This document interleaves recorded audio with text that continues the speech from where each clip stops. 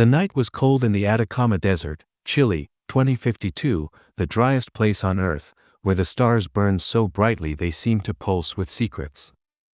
The world had changed in the last few decades, climate shifts had turned fertile lands barren, and humanity clung to dwindling resources. But the Atacama was still a place of wonder, a graveyard of forgotten telescopes and space observatories, abandoned when funding dried up. Tonight, though, the desert wasn't empty. Something was coming. A low hum vibrated through the air, like the heartbeat of the universe itself. Then, a flash, sharp, violet, and blinding, lit up the night. A craft appeared, not landing but materializing, its surface a seamless blend of black obsidian and shimmering green, shaped like a teardrop with no visible seams. It hovered silently, its edges glowing faintly, as if bending the light around it. A hatch dissolved, and a figure stepped out.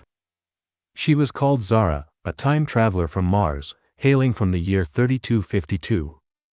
Zara was humanoid but unmistakably Martian, her skin a soft, iridescent blue, her eyes large and silver, reflecting the stars like twin mirrors. Her suit, a lattice of translucent fibers, pulsed with faint energy, adapting to Earth's atmosphere. In 3252, Mars was a utopia of crystalline cities built beneath vast domes, powered by quantum reactors that tapped the planet's magnetic field. But Zara wasn't here to admire Earth's past. She carried a warning: a paradox was unraveling time itself, and its origin was here, in 2052, buried in the Atacama's sands. Zara's mission was precise but perilous.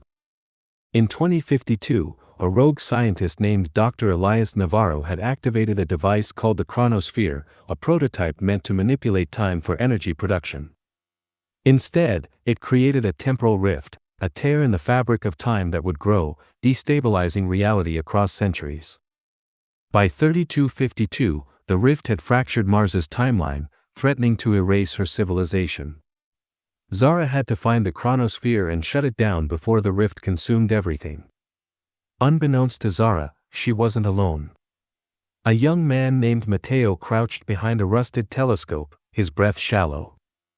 At 27, Mateo was a drifter, scavenging tech from abandoned observatories to trade for food and water. His wiry frame was clad in a patched jacket, his dark eyes sharp with curiosity. He'd seen the flash and knew it wasn't a meteor or a drone. Whatever this was, it was big, maybe his ticket out of the desert. He clutched a makeshift EMP gun, cobbled from salvaged parts, and crept closer. Zara's silver eyes caught his movement instantly. Her suit's sensors pinged, detecting his heartbeat and the faint electromagnetic hum of his weapon. She turned, her voice clear and resonant, carrying an otherworldly cadence. "I am not your enemy," she said. "I am Zara, from Mars. I need your help." Mateo froze, his EMP gun half raised. "Mars?" he said, voice rough from disuse. "Lady, you're a long way from home. What's the deal with that ship?" Zara tilted her head, assessing him. Her people had warned her about humans, impulsive, distrustful, but capable of remarkable ingenuity. This one seemed sharp, wary but intrigued. "I come from your future," she said. "A device in this desert threatens all existence. I must destroy it. Will you assist me?" Mateo laughed, a dry, skeptical sound. "Destroy something? In the Atacama? You're talking about Navarro's lab, aren't you? That place is a fortress. Nobody gets in without getting fried by security bots." Zara's eyes narrowed. "I have the means to bypass them. But I need your knowledge of this terrain." Mateo lowered his gun slightly. He didn't trust her, not yet, but the craft behind her was real, and so was the tech she carried. If he played this right, he could walk away with something valuable. "All right," he said. "But I want answers. And a cut of whatever tech we find." Zara nodded. "Agreed. But we must hurry. Time is fracturing." They set off under the starlit sky, Mateo leading Zara through the desert's labyrinth of rocky outcrops and abandoned observatories. As they moved, Zara explained her mission in measured tones. The chronosphere, hidden in Navarro's underground lab, was destabilizing the timeline. Every hour it remained active, the rift grew, creating paradoxes, events that contradicted themselves, erasing people, places, even entire histories. In 3252, Mars was unraveling, its cities flickering in and out of existence. Zara's people had sent her back to stop Navarro before the rift became irreversible. Mateo listened, his mind racing. He'd heard rumors about Navarro, a disgraced physicist who'd vanished into the Atacama years ago, supposedly working on something that could change time itself. Most thought he was mad. Mateo wasn't so sure anymore. "So you're saying this guy's tech is breaking reality?" he asked. "That's a hell of a problem." Zara's silver eyes glinted. "It is more than a problem. It is annihilation."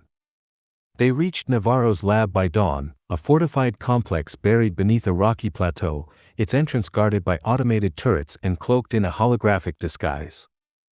Mateo pointed out the traps, motion sensors, laser grids, and patrolling bots with plasma cutters. "Navarro didn't want company," he said. "You got a plan, Mars girl?"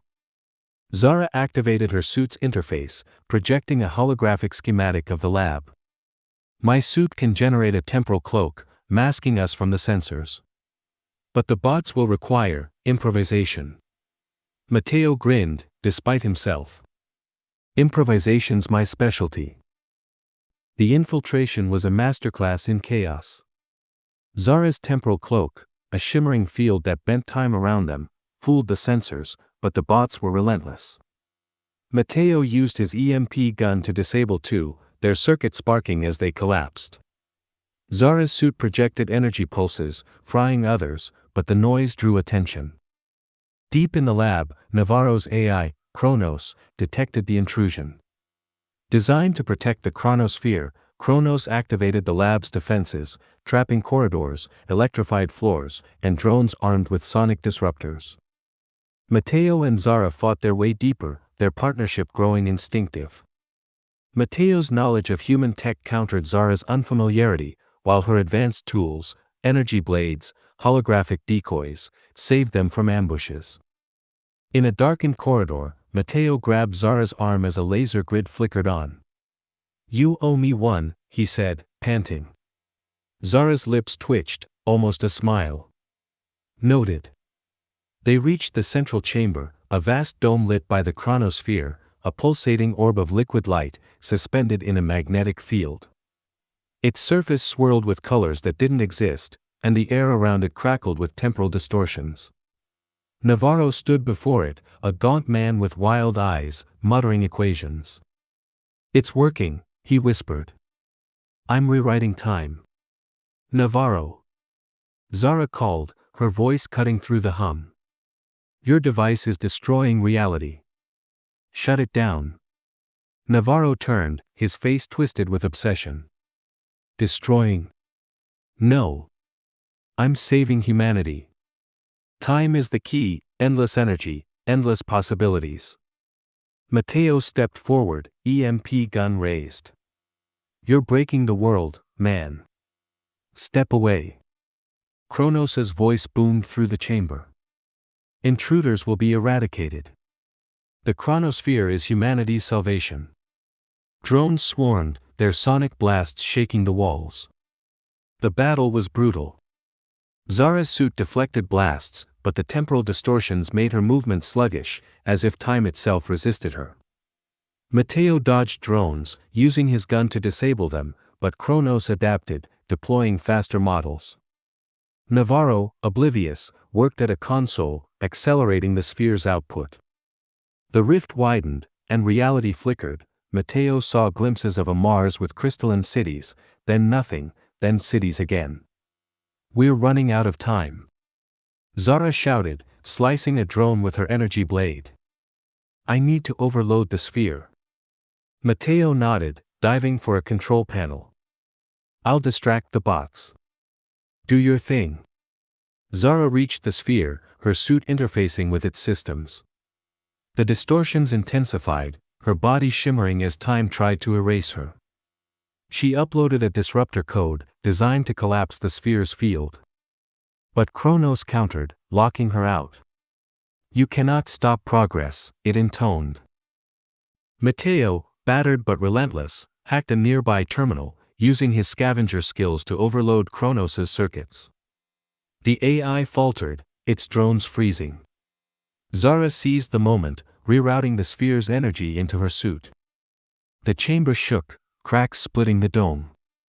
"It's too much," she yelled. "I can't contain it." Navarro lunged at her, desperate. "You're ruining everything." Matteo tackled him, pinning him down. "Stay down, Doc. She's saving your ass." Zara's suit glowed blindingly, the energy threatening to consume her. "Matteo," she said, her voice steady despite the pain, "take my beacon." She tossed him a small device, pulsing green. "It will guide my people to this moment. They'll fix the rift." Matteo caught it, his heart sinking. "What about you?" Zara's silver eyes met his. "My time ends here. Yours doesn't." She activated her suit's final protocol, channeling the sphere's energy into a temporal implosion. The chamber erupted in light, the sphere collapsing into itself. When the glow faded, Zara was gone, the sphere was dark, and the rift's hum ceased. Navarro slumped, defeated, as Matteo clutched the beacon, its green pulse steady. Weeks later, Matteo sat in a makeshift camp, the beacon beside him. The desert was quiet now, the stars steady. He'd started recording his story, uploading it to the underground networks. The video spread, sparking debates about aliens, time travel, and paradoxes. Some called him a liar, others a hero. Matteo didn't care. He'd seen a Martian save reality, and he'd carry her beacon until her people came. In 3252, a Martian archive recorded Zara's sacrifice. Her name joined the heroes of Valles Marineris, and her beacon's signal reached her people. The rift was sealed, Mars endured, and Earth's future was rewritten, again. The stars shone brighter, across time.